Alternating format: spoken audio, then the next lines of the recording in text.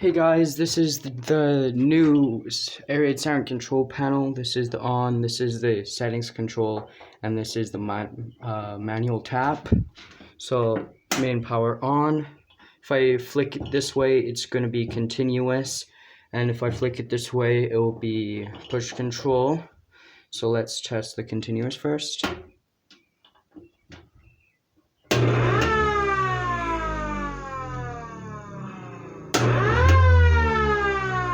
Okay, now we can switch it to the push button.